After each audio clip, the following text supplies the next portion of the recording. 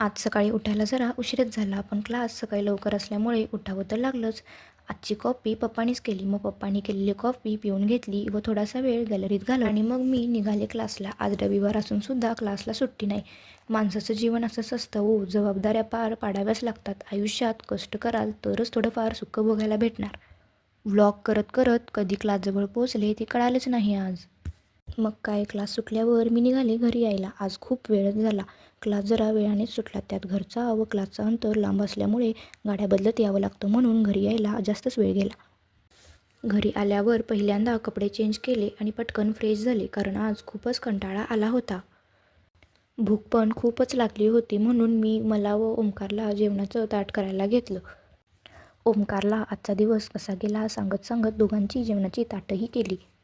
आज जेवणात मम्मीने वांग्याची भाजी, बाजरीची भाकरी, पिठलं आणि भजी केले होते. जेवण करून झाल्यावर थोडा वेळ टीव्हीसुद्धा बघितली आणि मग मी झोपायला गेले. झोपून उठल्या उठल्या मम्मीने मला व ओमकारला काम सांगितलं. दोघांनाही दळप ठेवून यायला लावलं. आज जर दळप ठेवलं नाही तर उद्या दोघांनाही डबा द्यायला येणार नाही. मग काय, मी आणि ओमकार दळप ठेवायला गेलो व दळप केलेलंच घरी घेऊन आलो. घरी आल्याबरोबरच मम्मी मला बोलली, मला रोजचा स्वयंपाक करून खूपच कंटाळा आलाय, म्हणून पप्पा बोलतायत की आजचं जेवण आपण बाहेर हॉटेललाच करू. मग काय, मम्मी थोडीफार खुश झाली आणि मम्मीने तिचं पटापटा आवरायला घेतलं.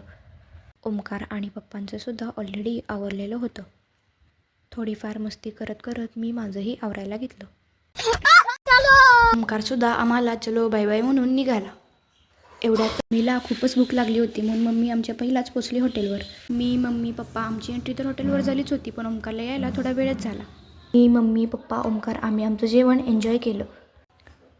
पप्पांनी मात्र व्हेजच खाल्लं, कारण पप्पांना नॉनव्हेज बिलकुल आवडत नाही, पण मी, मम्मी आणि ओमकार आम्ही मात्र मारला नॉनव्हेजवर ताव.